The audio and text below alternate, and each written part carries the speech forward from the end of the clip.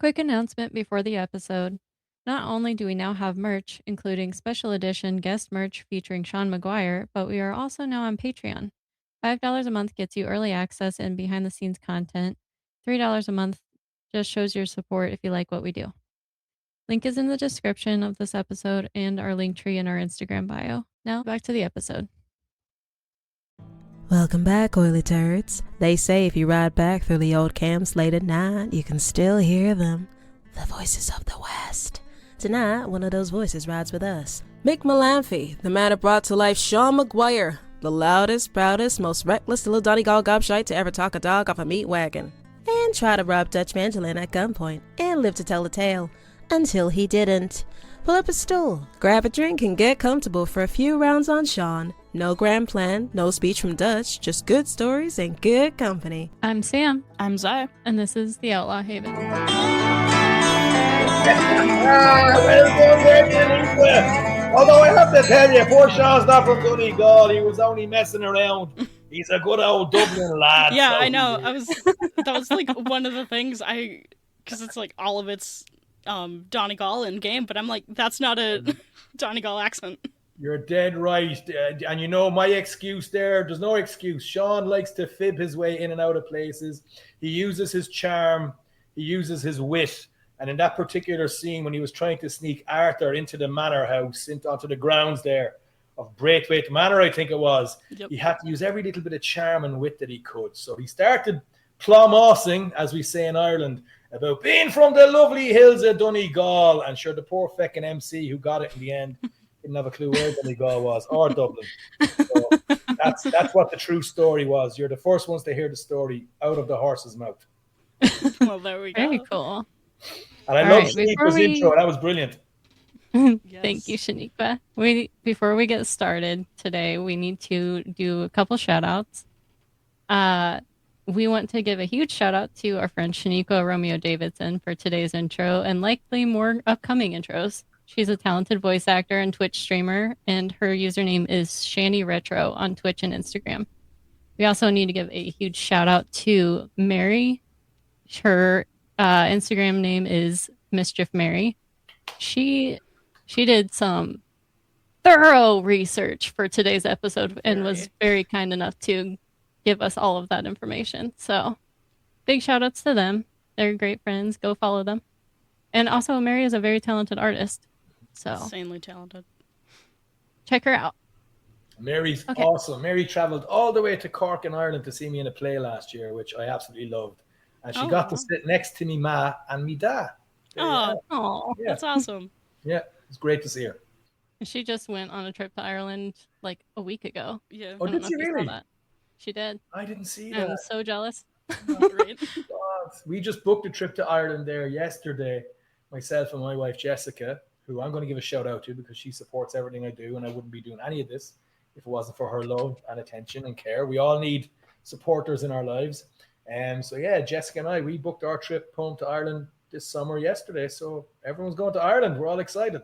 Nice. Take me with you. Right? I need it here. You guys gotta go. You'd love it. They'd love you there. You'd have a great time. You know? It's only 6 hours from New York. You go up, you have a cup of tea, and all of a sudden you're home, and it's great. There's sheep everywhere. Lovely. Perfect. Okay, so let's start with Mary's research here. What we have on Sean's timeline. Like I said, it is thorough. Very. And it's like, we know that this game is fictional, but like, Mary took it so far. Her dedication to the assignment is unmatched. So this is what we have written. Born in the mid-1870s, growing up in Donegal, Dara Macguire. I know my pronunciations are going to be so bad for this. But By the end of this, you'll be absolutely perfect, and you can fly straight to Ireland, and you won't have a problem. Perfect. Lovely. That's exactly what we need. The imperialist of London, Dara Macguire was a known Fenian with a history of crimes against the empire. In the 70s, he gained a reputation as an Irish Republican politician. As stated in the newspaper clipping, eventually his activities forced him and Sean to live a life on the run. The two end up in Clifton before ultimately fleeing to America. The father and son ended up in Boston, where Dara was murdered in June of 1889 in his bed, according to Sean. He was then put into a reform school. Then he met Dutch and Hosea in a bar somewhere in North Elizabeth, where he fixated on a big, fancy pocket watch that Dutch had. He was hungry and hadn't eaten in 3 days. He was planning on robbing them both and followed the two of them out of the bar. Sean claims that he would have shot them both, but the bullets were missing from his gun. He started laughing, crying, and just when he thought that they might just kill him, Dutch and Hosea took him in, fed him, and brought him into the gang.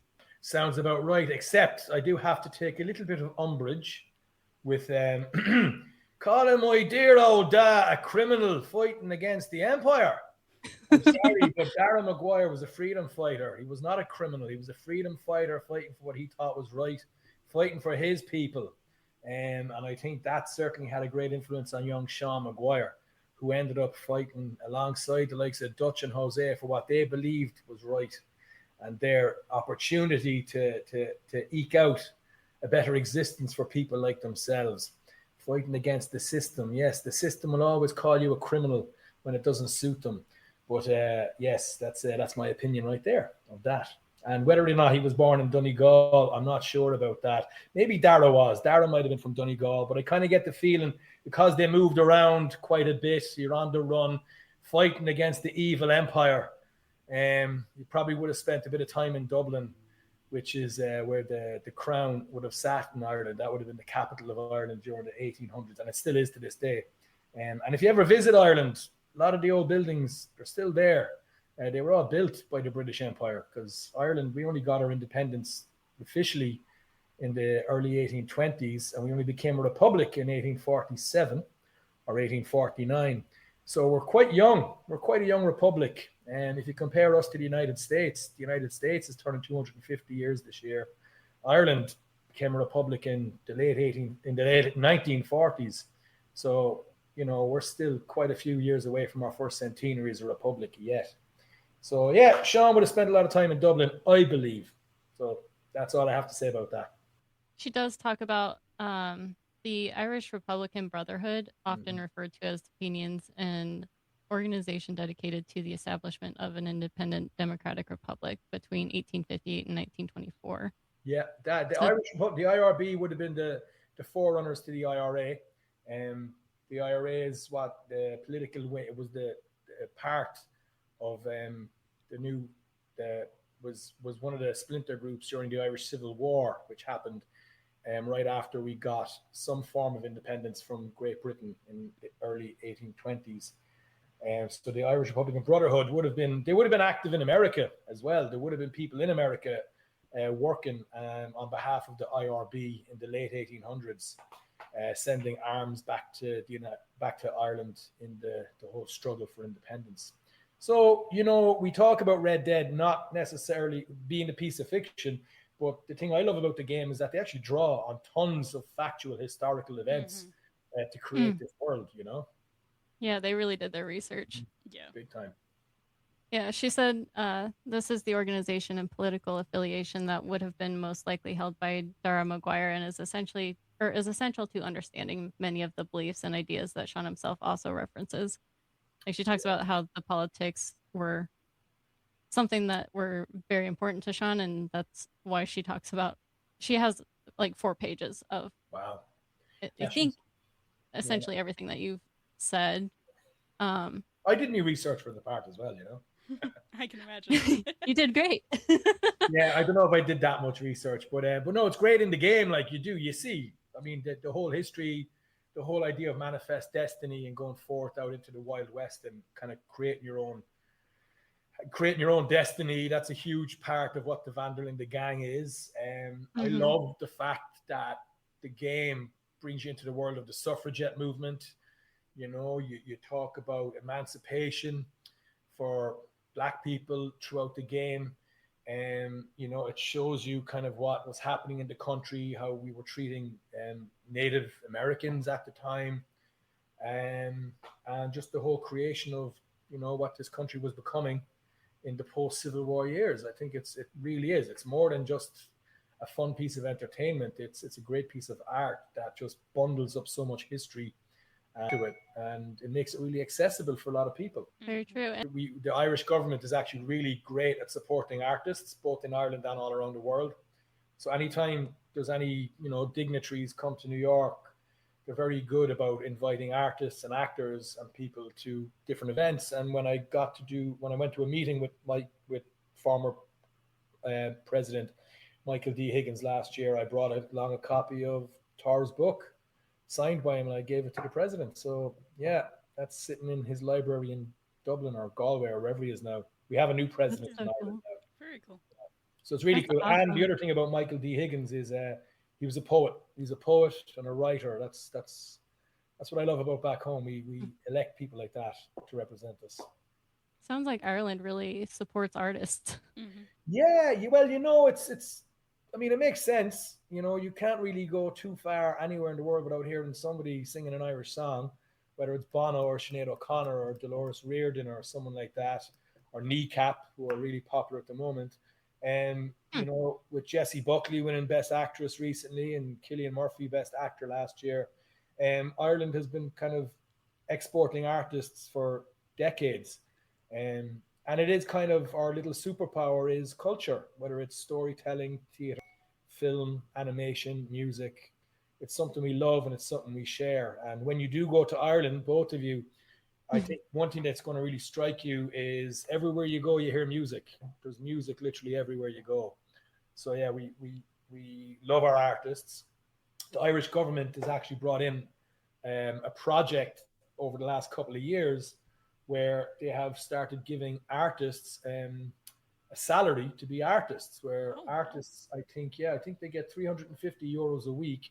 So instead of going on unemployment while you're working on your art, it's means tested, but yeah, I think they pay up to €1,400 a month to supplement you creating your art, whether you're an actor or a writer or a playwright or a poet. All right, well, I'm going to go book my flight now. Yeah, book your flight. I'm never coming back. Yeah, become an Irish artist. But I mean, it makes sense if you think about it, because that's kind of what our currency is around the world. That's what we're known for. And every time somebody goes to see an Irish play in New York or see some piece of Irish art that's brought from Ireland to the United States, it encourages people to go to Ireland to spend money as tourists. So, I think they reckon for every dollar that's spent supporting artists in Ireland, I think it comes back like there's $10 spent in return for tourism and people wanting to invest in Ireland. So it makes sense, That's really cool. Yeah. So speaking of Irish artists in theater, you've been very busy in theater since Red Dead.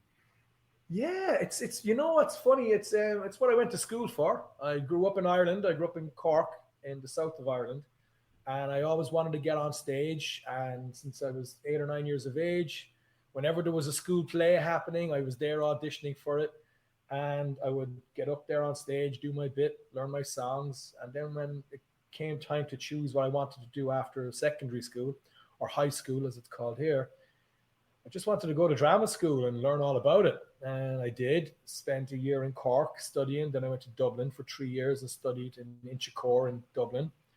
And I just started auditioning and working on plays. I came to New York. I came to New York 26 years ago, tomorrow. Oh, wow. Yeah, May 1st. And I just fell in love with New York. I got a job working in a bar, and while I was working in the bar, I would audition. I would put plays on in the second floor of this bar and invite all my friends and invite customers from downstairs in the pub to come up and see stuff. And then I started working at theaters like the Irish Repertory Theatre here in New York and with other theatre companies. And it's just something I've always done all my life. And, it's like any other kind of career. It's when you look back at it, it's when you kind of start to realize, okay, yeah, I've done quite a bit. And gradually I just started doing more and more, and eventually ended up getting an agent and auditioning more and more, and got a few ads, a couple of little TV shows here and there, 1 or 2 scenes. And then all of a sudden I got this audition for Rockstar, and I ended up being very, very lucky to work with such a brilliant company in the cast. And since the game came out, I've been doing nothing but a lot of theatre, which I absolutely love. It's where my heart is. Actually, the first play I did after Red Dead Redemption 2 had finished was a play called A Guy Walks Into a Bar with none other than Roger Clark himself. The two of us ended up doing a play together at the Irish Centre in Queens. Which Roger is also from Ireland. Roger is, yeah, he's from Sligo as well. We're everywhere. You know, there's Irish people everywhere. Yeah, no, there's a lot of Irish in the cast. Yeah. Actually, there's a lot more Irish people living in America and all over the world than there actually is in Ireland, which is the funny thing. You know, we're one of those kind of countries, yeah. So I just learned something recently, thanks to Zai. You weren't the original Sean. Yeah. Apparently. Yeah, I didn't know that. Yeah, there's Apparently I wasn't. one version of, I think, Sprig of Shillelagh that isn't done by you. And when I heard it for the first time, it scared me so bad. Really? I have to listen to that. You have to send that to me. Yeah, I'll... Can you play it, Zai? Because I did sing that. I did record it. Yeah, I can see if I can find it there's here. Your version's in the game, but there's another version. One of like the cut content that you can find, and it's the other Sean, and I kind of cried a little when I first heard it. I was like, that's not Mick. It's weird. It's not Sean. God, that was so much better. Jesus. They might not have killed them off so quickly if they kept that one. Yeah, I didn't know that there was one out there. I didn't know that there was somebody else who played the part. And you know, with these things, it's a lot of this is luck. And sometimes things work out. Sometimes there's other factors where it just isn't, you know, somebody else might have a different gig or somebody needs to be replaced. I don't know why that was. But like I said, I was very lucky to be called in off the bench, I guess, you know. Right. Did you find it, Zai? Yeah. Needs Irish man. He loves all that's lovely, loves all that he can, with a sprig of shillelagh and shamrock so green. That compared to your version, it's so drastic. Yeah, it sounds lovely as well. Like, who am I to, you know, say? I think it sounds great, but yeah, it's great, but it's not Sean. It's great, but compared to getting used to listening to you the whole time and then hearing that, he sounds like Bono. Maybe Bono was the original Sean. Oh, you do, yeah, with a sprig of shamrock and shillelagh, so green. Yeah, maybe not. You want to know something funny? So, since Mary did such great research for today's episode, my research literally consisted of just listening to Rye Whiskey over and over and over again. So we've talked about Sean's backstory. We've talked about where are you guys located? Do you mind me asking? I'm in Ohio. You're in Ohio today, and Zai, where are you? Where are you? I'm in Minnesota. Oh, cool, very good. Well, it's close enough together, right? No, not close enough. Really? I'm all the way up north, so I'm like in the middle of nowhere. Oh wow, well, it sounds beautiful. It's like 5 hours away from, or not 5 hours, 5 states away from each other. It's what, like a 10-hour drive? Oh wow, it's more than that, right? Yeah, 10 to 12 I don't hours, know, something like that. I haven't been to Minnesota yet. I've been to Ohio a couple of times, and we have family in Ohio, so I've been there a couple of times. Been to Columbus and Cincinnati. I performed in Cincinnati actually. I performed a couple of plays in Cincinnati. That's cool. If I would have known, I would have been there. Yeah, it's I'm in Columbus. Fun little spot. Okay. Very cool. So let's talk about Sean's party. Yes. The party for Sean when he comes back to camp. Yeah. Getting into Red Dead a little bit more. Let's start with Sean's announcement. Deadeye Macguire's back. I'm back. The joy is back in your lives. One of my favorite parts of shooting Red Dead was those scenes, the party scenes. I absolutely adored it. I love singing. I love that whole kind of camaraderie around the campfire. And we spent a good couple of months doing a lot of that kind of work. And it was something I was really looking forward to seeing eventually, just to see how it would all come together, this party, including the business with Karen and all the rest of it. I knew that was going to be part of it all. Oh, that's coming up. Yeah. So I really want to talk about that. What was funny, when I first played the game, I went off and played the game. I'm not very good at it. I've had the game for, how long has it been out? It's out 8 years this year, I think. Yeah. Mm-hmm. So I still haven't finished streaming it. I haven't finished it. I'm like, I think I'm still like on Act 4 or something. I'm just like, I wander around. I said he's streaming it, by the way. I just did for a bit of crack last week. I might get into it. And if I do decide to stream it, I'll go all the way back to the start. But yeah, so after I rescued myself, and they all go back to camp. As Arthur, I just went off hunting and fishing and took a little wander around and stuff. And I got back to camp the next morning thinking that the party would kick in then, when I arrived back. Not realizing, because I don't know these things, that it's in real time. So when I got back to the camp, I completely missed the party. I was like, what the fuck? What's going on here? So I was like, oh, shit. Wow, really? Like things don't just happen when you get to a certain point. Like, the rest of the world is existing while you're off messing around, going to the saloon after doing some hunting. So I had to go back and rescue Sean all over again just so I could go to the party that I had spent months working on and singing at to see how it actually looked. So that was my experience of the party the first time I saw it in game. I love the party. That's probably one of my favorite parts of the whole game. Everyone's like, the Arthur and Lenny quiet time mission. But I'm like, Sean's party is like top tier, because that's like, you have the gang all together, we're partying, the vibes are immaculate, like things are great. Yeah. And then it just like falls apart. And I was not ready for Sean's death, but I'm gonna save that for later. It's like, that's where I regret, because I speedran the game the first time I played it. I beat it opening weekend. Really? So it took me 3 days to beat it. You're a monster. So what did you do? You just went like on every single mission? I did mission after mission. I started at midnight on the 26th, and I finished at like 3 p.m. on the 28th. Wow, that's so cool. I just ran around taming wild horses for like 6 months before I got the rest of the way into chapter 6. Like, I was right about to start the quiet time mission, and I just went off on a year-long quest of taming wild horses. And then I came back to the story. It took me about 2 weeks. I was like, oh, wow. It took me about 2 weeks to figure out how to get on the horse without punching it, getting kicked, or shooting someone by accident. And even I did do that little stream last week. I had to ask people, like, how do I feed my horse? I mean, I don't know. We got you. Yeah. Got you. During the making of the game, I did decide just to check it out, because you're going to hate me when I say this. I play FIFA. That's what I play. I'm a soccer nerd. I play FIFA. I sit there designing how my manager's going to look, and I pick my teams, and I sign players from all over the world, and I think I'm an actual manager of a soccer team. So it's not as involved as Red Dead. So I did try to play GTA 4 while we were working on Red Dead, just to get a feel for Rockstar games. The first Rockstar game I ever played was GTA 2, way back in the day, or the original Grand Theft Auto.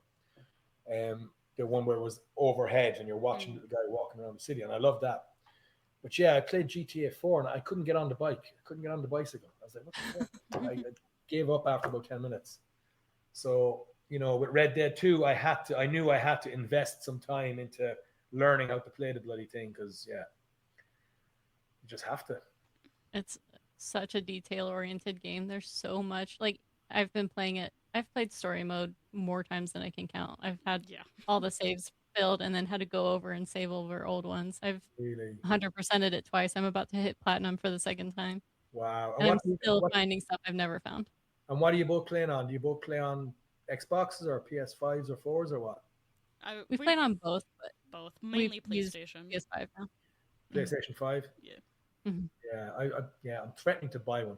I still have a PlayStation 4 and I love it. It's great. I figure if I keep it long enough, it'll become retro.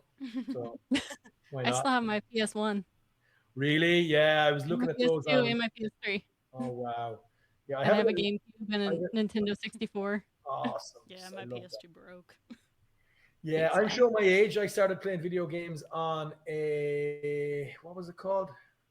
An Atari 2600. I was gonna say it's an Atari, isn't it? I was thinking it. Yeah, why? Because of the gray fuzz right here. Yeah. Thanks. I mean, I wasn't an Atari kid, but I was a Sega kid. I was into Sega big time. Commodore 64 was my first serious one. I loved the Commodore 64. That was just it was a computer, but it was really, honestly, it was a computer, so your parents thought you were actually going to end up being like a computer engineer or something like that, or use it for typing. But really, people just played games on it, and I absolutely loved that computer system. It was great, the Commodore 64. Yeah, I still remember getting one for Christmas, and Platoon was the game that I got with it, which was just walking around. It was like a war game. But yeah, I loved the Commodore 64. And then a Sega Mega Drive, or I think you call it Genesis over here. Yeah, we had the Genesis. Yeah, it was Mega Drive in Europe, and I loved that. Loved Sonic. Yeah. Yep. I was big Sonic and Tails. Yeah, my friend across the street had a Super Nintendo, and I had a Sega Mega Drive. So, I'd spend some days in his place playing Mario and Mario Kart. Then he'd come to my place and play Sonic and all the sports games, NHL hockey and shit like that, yeah. My brother was a big gamer, so I had the Sega and the Nintendo 64. And so I would just always sneak in and play it while he was at school. Yeah, I loved it. I never got one, but I was a fan of mobile gaming. I remember when I was young, I had a Game Boy, which was just the coolest thing to have a little video arcade in your pocket. I have mine literally sitting in a box right next to me right now. I have a Game Boy and a Game Boy Color or Game Boy Advance. If you ever come to New York, you should definitely check out the Nintendo store down in Rockefeller Center. It's absolutely awesome, and they can actually buy all the original. They have all the original systems there. You can still buy and stuff. Yeah, it's cool. Hell yeah. All right, getting back to Red Dead, getting back to Sean's party. Sean and Karen. Bow, chicka, bow, bow. Yeah. Yeah, it's a very quick scene. It's a very quick Irish scene, yes. Sean and Karen. I love Karen Jones. I love to comment sometimes when people ask who's your favorite video game character on Instagram and stuff. I always say Karen Jones, and just leave it there in case anybody notices. Nobody really ever does because they don't know who the hell I am. But I love Karen Jones. I love Karen Jones because I love Joe Armanox, who plays Karen. Joe is one of the funniest and loveliest people in the world. She's just great. She's so funny. Confirm. Yeah, she's awesome. We had so much fun shooting those scenes. She actually recorded all of her lines in the tent before I got to record my ones. So when I went in to record my ones, I got to hear her. I got to hear Karen Jones. So I got to kind of respond to her. And it took me forever to stop laughing. Understandable. Yeah, it was just hearing her, like, is that she it? Killed it. And all that. Is that it? And I guess it is. I think there's cool. I think there's a few different variations you can get on that scene too. There is. I don't know if it's depending on. Oh, I haven't gotten that one. Yeah. No. Like, I see you. And she's like, wait, I have done somebody to see me. I'm like, I see you, Mrs. Jones. I see you. I have gotten that one. Oh my god. Poor Sean. I think there is. Maybe I exempt it. I don't know. No, I remember that one now. So there's also a scene where Sean is talking to Karen, Tilly, and Mary Beth. Mm-hmm. And Sean comes over and is like, which one of you will marry me? That's right, yeah. Which one of you will marry me? And then Mary Beth says, she will, and then points to Tilly, and Tilly's like, I will not. So do you think that Sean really had a thing for Karen, or he just wanted a girl? Oh no, I think Sean and Karen actually have I think they had a strong connection. I think there was definitely something there. Obviously, it wasn't really explored that much. But I think there was some sort of a connection there. I think they had affection for one another. I think they both kind of maybe would have shared a similar kind of an upbringing together. I think they both would have arrived at the Van der Linde gang in similar kind of fashion, where they were kind of taken under the wing of Dutch and Hosea. So I think they shared that. I think that scene where Sean's kind of hitting on the girls, I never really saw that as him being lascivious, or kind of overly flirty. I think that's just him.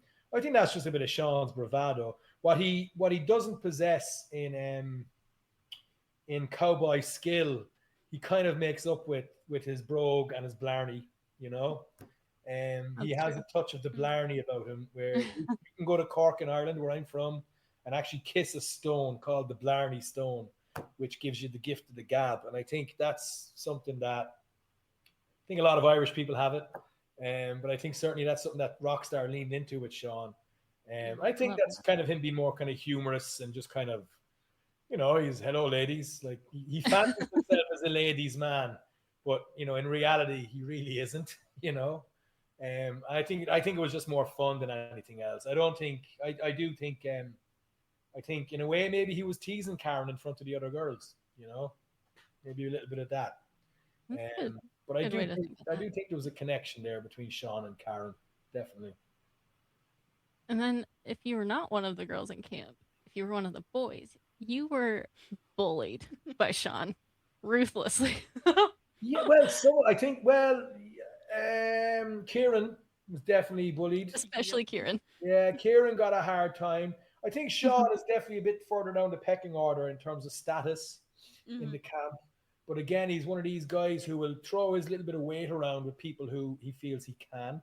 So poor old Kieran, he got the brunt of it from Sean, especially about the whole Colm O'Driscoll thing. Like, I don't understand why don't people understand that COLM spells column? Like, what's the problem there? And myself and Roger had major chats about that behind the scenes. Oh, yes. And Roger used to tell me, he says, I've tried to tell them, but they won't listen to me. And Love you, Roger. I'm like, I'll fucking tell them. I came in one day and they had this scene written where I'm taking Kieran Duffy to task about the mispronunciation. Yeah, you just headbutt him.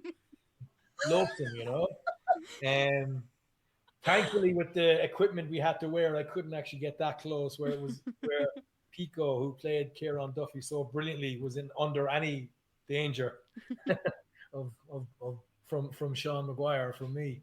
I really love the scene with Lenny, where Lenny is trying to teach me to read. Yes. And I'm just like, kid, give up on me. Like, God gave me the gift of not being able to read, like all this.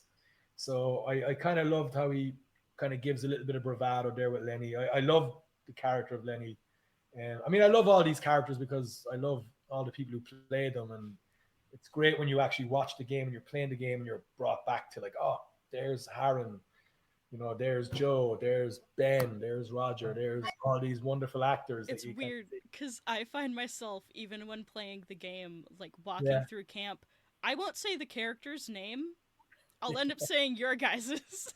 That's funny. Yeah, listen, I think also another great thing about the whole community is, again, we all love all the community. It's one of the greatest gifts when we get a chance to meet you all at these events and Comic Cons and things. So I think there's something special about that as well. So I appreciate you saying that, Joy. That's really cool. Getting back to chapter 3, Sean finds a white, or no, is it Jack or Sean? Jack finds it. Jackie, little Jackie. Jack finds the white rabbit. Mm-hmm. So a lot of people might actually miss that scene because it's hidden dialogue, but that's right. There's significance behind the white rabbit. Well, there is, and I love that scene because again, it shows just how much homework Rockstar did, and because I think in that scene, isn't he kind of after he talks to Jackie about like that's the spirit, that's important, and all the rest of it, that Arthur kind of dismisses it as old mumbo jumbo, and I actually love that because it kind of illustrates Arthur is like kind of part of this new world, which is all about moving forward and not thinking about the mumbo jumbo of the past, like these kind of superstitions. And you kind of see that Sean still has a little bit of that old country kind of in him, So yeah, the white rabbit or the white hare, as we call it in Ireland, was often kind of described as a witch in the form of an animal. And because the rabbits and hares would burrow underground, there was a sense that there was something spiritual about them. And that they're part of the underworld, that they could kind of go between the underworld and what we exist in and all the rest of it. So there is a spiritual nature about that. Also, you have little superstitions where people would carry around things like a lucky rabbit's foot, So I think it's a lovely little scene. And like you said, if you blink, you'll miss it. But I think funny. Yeah, it's cute. It's funny, yeah. So the white rabbit, what is the significance behind the white rabbit? Like, what's the symbolic meaning? Well, it represents, the white rabbit represents the other world. It represents what's out there. In Irish folklore, it's in Irish folklore, like around Samhain, which is Halloween essentially.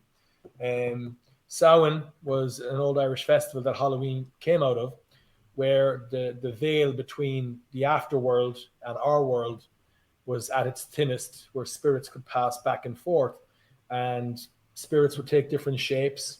So in Irish folklore, and I think in other folklores too, a white rabbit in particular represents like a shapeshifter or a witch. It could be a spirit. It could be a form that flits between the afterworld and our world and stuff like that. So that's kind of what it represents. And I think that's what Sean is telling Jackie at the time, like that this is something special. We still have a lot of these traditions back home in Ireland.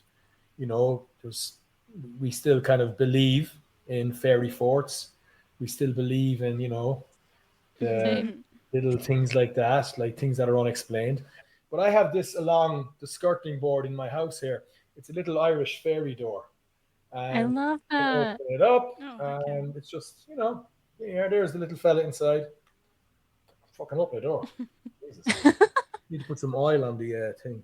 So you open up, and there's our little fairy just living inside. And life is a fairy tale, but to see it, you must open your eyes. Isn't that lovely? So yeah, cute. So that sits right down next to my bar over here in my apartment, and that's where all the fairies live.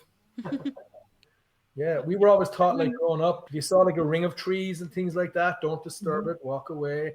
If you see like a ring of stones and stuff, leave it be. You know, these are things.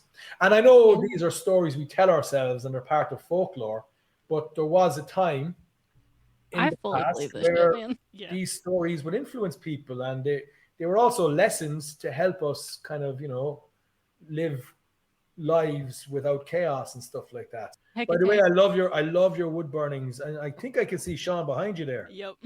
Yeah, there's love Sean, it. There's John and Ivy, and I'm also working on another one that I haven't posted yet. Oh, look at that. Beautiful. Sadie. She's going to love it. Yeah. But that's really cool. Yeah, there's more going on than what meets the eye. Oh, yeah. And stories for days. I could do a whole podcast episode on just the stories that have dealt with, but that's not very Red Dead, so. But you should. I mean, listen, any way you get it out there, put it out into the universe, and it always comes back to you. True. And that's even as an actor, that's our thing is we call it a practice because it's a practice. It's like doing yoga. It's like, I mean, I'm not particularly religious, but I do have a side which I do. There's stuff out there that I don't understand, and that's okay, and I leave it be, and you respect it. But yeah, we all have our practices, and it's important to have those practices to keep us all sane because there's so much we just don't understand, especially in this world. I mean, going back to the White Rabbit that started all this. Yeah. If there's symbolic of the White Rabbit, what does it mean when the White Rabbit is dead? I don't know for sure. I personally think we never really die anyway. I think they've just moved on to another realm, basically. Just because physically he's dead here on this earth doesn't mean people aren't still talking about it. And maybe sometimes it's just leave it be, let it rest. That's what I kind of think. I know the rabbit's dead in the game, so I think it could be also symbolic of like what's to come. So what about the fact that Sean's the one who said it's off to Pearson's stew pot for you to the White Rabbit? Yeah, that's Sean's kind of, I think again, that's Sean's dark kind of humor, you know? I think that's, do you think that's Sean. The White Rabbit was a spirit and he said off to the stew pot? Yeah, well, I mean, sustenance. Seriously, sustenance. We all need to eat. Also, fair. I think you can respect the dead, you can respect all that, but these guys are living in the Wild West and they got to kind of use what they can to eat. And it would be a terrible thing to just waste it and let it rot, you know? I used to go fishing a lot when I was younger, and, you know, and I do eat meat. But I hate the idea of wasting, you know, I hate stuff like that. So I think, you know, that's also, I think again, Sean has a bit of a humor. To me, Sean is one of the most humorous characters in the game. So when he does that, after being so sincere with Jackie and all the rest of it, kind of shows his practical nature. And I think that was kind of a funny little line. Off to Pearson's stew pot for you. The theory is Karen is pregnant. Mm-hmm. Do you agree with that theory? I don't know who came up with that theory. What are your thoughts? Everyone. It's Really? it's a big been theory. one for a while. I've never heard that. I Oh, never heard that at all. Really? Oh, never heard that theory at all. Huh. Because after Yeah, Sean's death, yeah, Karen falls fully into the bottle. yeah. Fully into alcoholism. Mm. And Yeah, I don't obviously, know. like, she's sad about Sean, but do you think she could have been pregnant? She could have been, you know. It was a quick encounter, but it's the only one. It's the only one we got to see, I suppose. I think that's an interesting theory. Maybe. I think I've often thought like Sean's death kind of heralded a turning point for the gang. Yes. And a lot of the humor and the Absolutely joy did. is gone out of their lives. I do think again. I think Mhm. Sean and Karen did have a connection. I think they had a deep connection there. I think she might be mourning him, but certainly it makes sense to think that if she was pregnant, then that would certainly kind of make sense. Yeah, I don't know. And again, I haven't finished the game, so there's a lot that I still kind of haven't seen myself. So Hmm. as I move forward into the game and start streaming and everything else, I'll certainly take a bit more notice of that. You know, See, Sean, like, I maybe Sean noticed. could have been a bit more careful there. You know, So, like, I noticed. This is why I was kind of surprised that you didn't know about that theory. Is because I mean, maybe I like imagined it, but I swear towards the end of chapter 3, like right before Sean's death, like the last few missions before he dies, Sean and Karen get real quiet. like If with you each see them other. around camp, no, just in general, they just seem off. Like they Yeah, really seem quiet. Like something's like tense between them. Like they both have this weird like energy of like there's like a little vibe kind of going tense. on. Yeah. Yeah, I don't know. I'd have to. I mean, personally, I'd have to go back and play it again and kind of really kind of focus on that. Right. Um, I like it. I like the idea. I like the thought of it. I'll have to talk to Joe about it next time I see her. Like, here, what's the So story? Karen? if Karen was pregnant, how do you think Sean would have felt about it? Do you think he would have been thrilled, or do you think he would have been like, "Oh shit"? I'm not sure. I think it might have helped him grow up a bit, maybe. Yeah, I People have, think Sean would have loved it because I think Sean loves Sean, and he yeah, would have loved the Sean Jr. I think we would have. I mean, I've often been asked like what the future would have held if Sean survived, and my future for Sean was always with Karen, somewhere raising a family. My future for Sean wasn't being this kind of, lad outlaw. I think he would have loved to have settled down somewhere with Karen and become the mayor and mayoress of a little town out west, somewhere like that. That's I think would have been because he likes to talk. You know, Mm. Mm-hmm. I think that's what I've often envisioned was him and Karen settling down somewhere, raising a family of mad young fellas and beautiful little girls. Oh, I love that. Yeah, that would be Fans are that gonna would have love been my that. wish. For real. Maybe, yeah. Fans are gonna love that. So there's another theory that we just discovered that I don't believe, and I have don't only believe heard it. the one time now. The theory is that Sean was the rat. Oh yeah, fuck yeah! I've seen that video. I Oh like just man, stumbled across it, and I'm like, yeah. interesting. You know, I was down in Florida doing a play, and I was, and most nights I come home after performing, and I just go on YouTube and just watch old soccer matches and stuff. And one night I decided to look up Red Dead stuff just to see what people put out there. And this thing popped up. Sean Macguire is the original rat. I'm like, what? Come on. And I watched it, and the guy who made the video makes a very compelling case. He does. And he does. He's great. But I don't think Sean was the original rat. I know for a fact. I learned all the lines. I delivered them. I think again, the game is so beautiful. It's so massive. You can take anything and create your own perspective and point of view. Mm. And I think he makes a very compelling case. But I don't 100% buy it. It upset me a little bit when I went on YouTube and saw hundreds and hundreds of responses of all these people saying things like, "Oh my God, I love Sean, and now I can't look at him the same way." And I'm like, Right. "All right, well, calm fucking down, like." Piece of entertainment at the end of the day. Mm-hmm. And I did make a comment.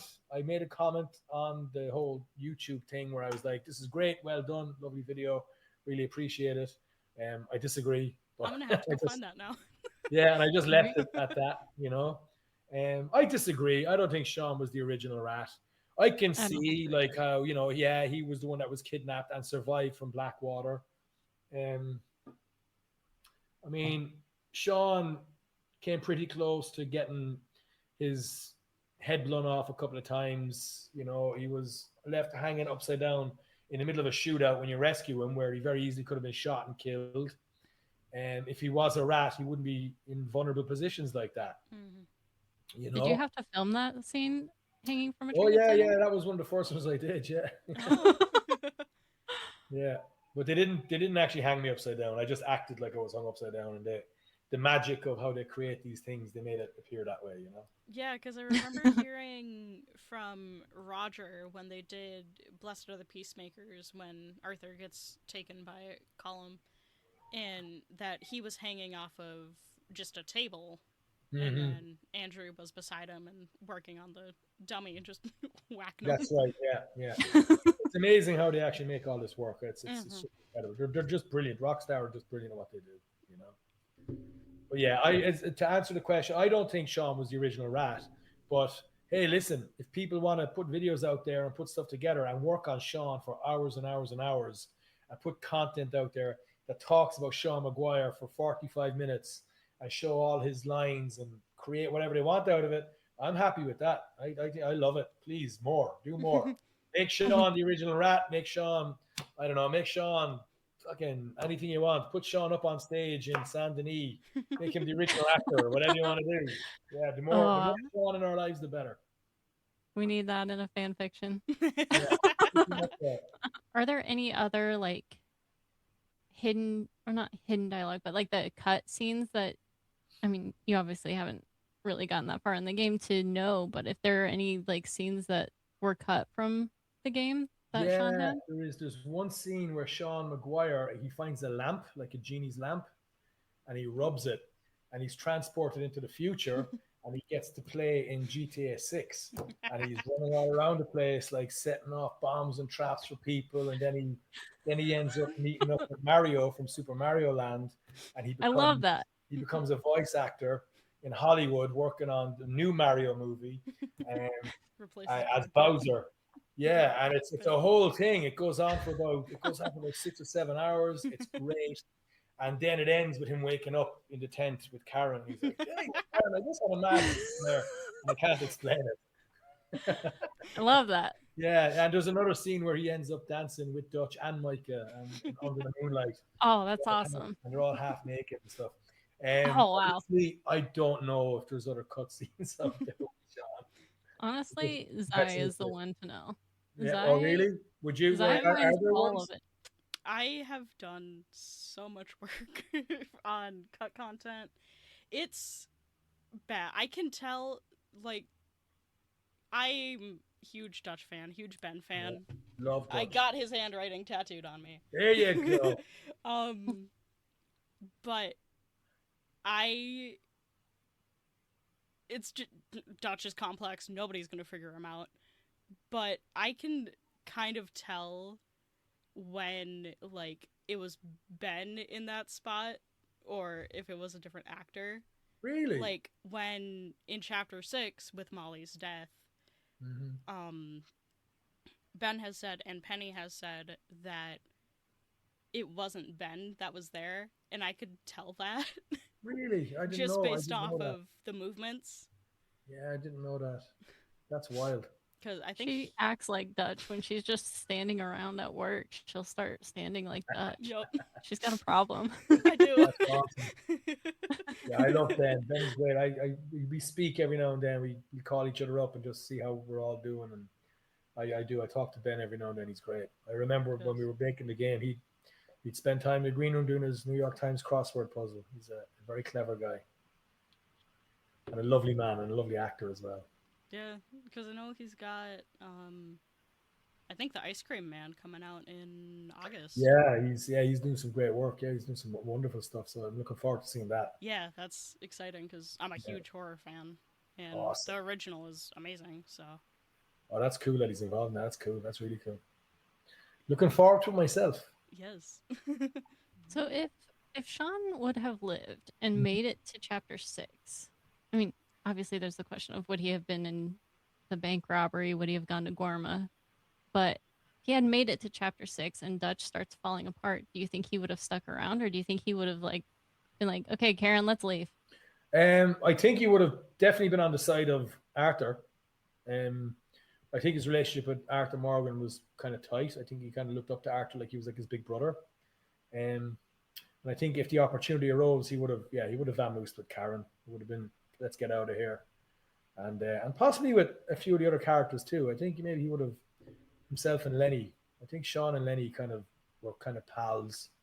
I think him and Lenny and Karen maybe would have headed off somewhere by themselves. That's kind of what I've often thought, you know. Do you think he would have had kind of a strong reaction to Molly O'Shea being killed? Yeah, I think that's a moment where you're like, wow. And you just said there about like not being able to figure out Dutch. I think Molly is somebody who kind of did figure out who Dutch kind of was. She was shot by Grimshaw, right? Yep. Mm-hmm. I will never get over Penny's performance in that cutscene. It is so good. It's so nice. Penny is unbelievable. She's wonderful. Another brilliant Irish actor. Yes. Gotta talk about the online stuff. Oh yes. Oh yeah. Sean Macguire is on Red Dead Online. What the fuck, buddy? Yeah. Yeah, he is, and I didn't know what was going on when they were saying that. I was like, "What do you mean online? Like this is set in the 1890s. Like they didn't have online back then." So they had to sit down and actually explain to me, as if you were explaining what the internet was to like a 2-year-old from outer space. And I was like, "But how do you mean? People aren't they going to play the game? Like what we made, the game that's here?" Like, yeah, but then there's an option for them to go online. I'm like, well, why do they have to go online if they have the game already? So yeah, that was my introduction to the world of online. I mean, I was like, what the fuck is this? And I tried it for like 5 minutes, and I couldn't. I made a character and everything, and I went online, and then people just started showing up and killing me. I'm like, okay. Yep. Yeah. No. Yeah. It takes a little bit of getting used to switch from story to online. I will admit it did take me a while too. All these people were called griefers or something. Mm-hmm. I couldn't get my head around that. I just couldn't get my head around it. So I was like, all right, good luck. There's settings you can do to like get people to leave you alone, or you can like join private sessions so people leave you alone. Oh really? Yeah. Okay. Yeah. I've just never really done it. Never got into it. Yeah. I'm like, all right. Yeah. So. Yeah, it took us really until Deadwood to actually get into it. I mean, it's a great way to connect with other people. I guess, you know, that's kind of cool. You know, to connect with other people and stuff. But yeah, I've never. But yeah, it was brilliant. I was thrilled that Sean was part of that. I was like, this is fantastic. Now I can say I'm in 2 video games. I'm in Red Dead 2 and Red Dead Online. Great. Right. I was so excited when I found Sean in Red Dead Online, because before you find him, like it's just a question mark on the map. You don't know who it is. So I just like went to this question mark, and I was like, oh shit, we get more time with Sean, because I loved Sean. Sean was one of my favorites. I appreciate that. He's back. The bitch is back. Yeah, no, it was great. I love the fact that they gave Sean a bit more time like that. I really appreciated that, you know, and who knows if I don't know what's going on with Red Dead or with anything that Rockstar do, but you know, as I said, the more Sean, everyone needs a bit more Sean in their lives, you know. I'm like, I would love a prequel. It's the only thing that makes sense. Yes. Yeah, we can't go on with Jack's story. It wouldn't be Red Dead. It wouldn't be the Wild West. Yeah. I think they should set it in Ireland and have the whole story of just Sean, like, you know, being part of the Phoenix, you know, call it Top of the Morning Redemption or something like that. You know? I'd play it. I wish they kept on doing DLCs, because there's so many options with Red Dead 2 they could have gone.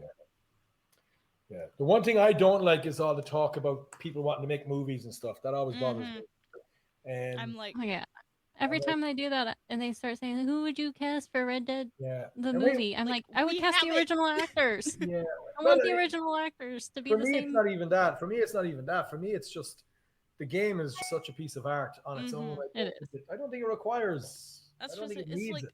I'm sorry, there's 20 hours of just the cutscenes. Exactly. There's enough there, Mhm. and also I just think that that's what they do really well. Yes. Uh, Mhm. and I don't know. I've often just felt like that a movie version of it would somehow dilute it. It would And have to be a Yeah. series if they did it. There's no yeah, way I could think they could do it in a movie. yeah, I think it would kind of just dilute the whole lore of the Mm-hmm. game. Yeah. It's also And just so it's iconic. It lives on its own as it is. Mm-hmm. it's Lives so on its immersive. You would Yes. lose the exactly. immersiveness of it if you Yeah. made it a show. If it became a You can't show of like something other, then it's just not the same. Mm-hmm. Yeah. so That's my 2 cents on that. Sean's death. Yeah, it was mind blowing. It was head banging. He lost his mind. Yeah. All the other little things you can say about it, all the funny little moments. Oh, It sucked. It it sucked. did suck. Yeah. It was it sucked. I think it was a massive turning point in the game. I think it was the moment where a lot of people realized, holy shit, this isn't just fun and Mm. games. This isn't just like Yep. a nice, fun little ride on your horse in the Wild West. There's actually something at stake here. And that's what I felt about it. Yep. Also, Same. the fact that Sean was the last to be rescued, and basically the first to be kind of killed. Mm-hmm. And Mm. It was the I first. know it meant that Sean was like had a little bit more less time than many of the other characters. But I think that's kind of fine in a way because I think it kind of again it served a very dramatic kind of arc and purpose Mm-hmm. for the overall story, which I really appreciated. So it didn't really bother me that obviously I would have loved to have more Sean in the game, but I think ultimately I think his death scene is really important. I think Mm-hmm. I also have seen a lot of reaction videos from folks playing the game when it happens, which I find on one hand hilarious, but on the other hand very very kind of lovely to see people's reaction. People kind of stopped in their tracks, like holy shit, what just happened? Mm-hmm. But Yep. yeah, I didn't. I didn't. When I got the script, I was like, "What do you mean?" I could have told you that dot dot dot. What does that mean? And again, they had to sit me down and be like, "Well, this is what happens." Sean's going to die. I'm like, "No, Sean, my Oh. boy." But yeah, listen, it's all part of it. It's all part of the story. Yeah. I think it's part. I think his death is part of what makes the story brilliant and Mm-hmm. great. And So it doesn't bother me in that regard. yeah, it's Just like wish I got an extra 6 or 7 or 8 months to do more scenes, but right. that's just me being a selfish actor. The overall arc of the game, I think it was a very important part of the storytelling. Yeah, and that's Um, just it. The fact that we go from Sean's death to immediately being thrown into arguably one of the best missions in the game with going back to the Braithwaite Manor after yeah, learning Jack's kidnapped and burning it down yeah, is just a crazy switch up, and it's so chaotic at that point. yeah.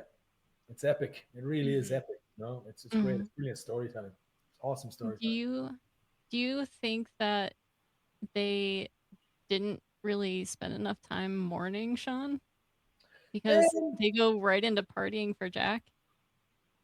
yeah, I don't think so. I think life moves on. Things move on. He was a cog in the wheel. Mhm. I think we celebrated Sean quite a lot when he was rescued. I Yeah. think that was fine. And in terms of moving the story along, I think yeah, they had something to do. Life moves Yeah. fast. They Mm-hmm. had to get out there and rescue Jack. So yeah, I mean that's just it. That's all right. He's gone. Okay, it's shocking, but in real life it kind of happens like that too. It sucks. We all face tragedy. We all face pain, but ultimately, the sun goes down and it comes back up again the next morning, and we move on. Yep. Rest in peace, Sean. Rest in peace, Right. Sean. Gonairi on Boher Lat, Sean. May the road rise to meet you. Yeah, that scene was like I was playing it. Like I said, I just was taming wild horses, and I'm like playing it. I'm like la la la la, and then Sean died, and I was like, oh, okay, Yeah. It's also that's interesting. that's how this game is. Yeah, it's also And I was interesting up, that it's Bill and Micah who are there. That's the other thing. Mm-hmm. Like, yeah, yeah. I was up all night that night playing that game. After that happened, I was like, okay, I can't sleep. I gotta finish this. Yep. I gotta make sure I do my best for poor old Sean. Well, you did a great job as Sean. Ah, go You, on. I appreciate it. Thank you so much. I really appreciate it, and And like I said to you earlier, I love the fact that you guys are doing this podcast. It's one of my favorite things in the world to see like so many creative people just pouring so much time into their creative energy and putting stuff out into the world. So thank you guys. It's great. And I can't wait to listen to it. I can't wait to see what else you guys do. Oh, thank you. Any closing thoughts before we end this episode? When do you think it's going to come out? I can't wait to hear it. This one's going to release next week, May 7th. May 7th, my birthday. Oh, happy birthday! I'll have to Thank write that you. down. I'll send a happy birthday on the 7th. Oh, thank you. I will, of course. And where can we listen to it? What's the story? Is it on Spotify and stuff or what? It's on Spotify, Apple Podcast, Amazon, Fantastic. YouTube. That's great. Yeah, I'm going to start listening. I can't wait to start listening. And just a little shout out for you. Mick has a cameo. So if you also want a happy birthday message from Sean Macguire. I actually do. Yeah, I do Cameo. It's at Mick Mellamphy on Cameo. I actually did about 3 or 4 of them just right before I got on here with you guys today, just to warm up my voice. And nice. I absolutely love doing them. I have a lot of fun with them. I love nothing more in the world than roasting people or wishing them a happy birthday. I love singing, so I always sing a little happy birthday to you. Also, yeah, I'm on Instagram as well. That's my social media, at Mick Mellamphy on Instagram. If you see a picture of me, that's me. If you see a picture of a guy in a boat with a fishing rod, that's my dad. So, please don't message my dad about Red Dead Redemption stuff. You can message him about fly fishing all you want, but not about Red Dead Redemption. And I'll be doing a musical here in New York City this coming fall in November. I'll be performing in a musical. If there's anybody out there in New York City in November, you want to come see me dancing and singing in a play, check out my Instagram. All the info will be there, and I'll be happy to sign any Sean Macguire shite afterwards and say hi and take videos and have a bit of crack. Mm-hmm. That's Irish crack, like fun. Hell yeah, let's do crack with Sean. Yeah, have a bit of crack with Sean. Sounds like a daytime TV talk show. Crack with Sean. Yeah. Well, listen, thank you so much, guys, for inviting me, and I wish you nothing but the best of luck with this. All right. Yeah. You're also going to be at Mid-Hudson Comic Con. Yes. Mid-Hudson Comic Con. That's right. Thank you for that. August 1st and August 2nd. I'll be at Mid-Hudson Comic Con up in Poughkeepsie, New York. So if there's any outlaws up around there, or you want to travel and come to it, I'd be delighted to see you guys. I think Kylie Bernhoff, who plays Susan Grimshaw, and I think Roger Clark is going to be there too. I think Peter and Mia also. Yes, Mia is going to be there. Peter's there. I think Rob is going as well. Mm-hmm. So there's going to be a good few of us up there. So that should be a lot of fun. And also I'll be at Dublin Comic Con in Ireland next March, 5th and 6th of March next year in 2027. So for all our pals in Ireland and the UK, I'll be there. So if you fancy a pint, I'll be in Dublin. Very cool. Thank you so much for joining us. My pleasure, guys. Outlaws for life. Outlaws for life. Outlaws for life. And that's it for us today, partner. Thank you so much for spending some time with us here at the Outlaw Haven. It really means a lot to us. If you like what you heard, we upload every Thursday at 3 a.m. Eastern Time, so make sure you follow or subscribe wherever you're listening so you don't miss what's coming next. I'm Sam. And I'm Zai. And this is the Outlaw Haven.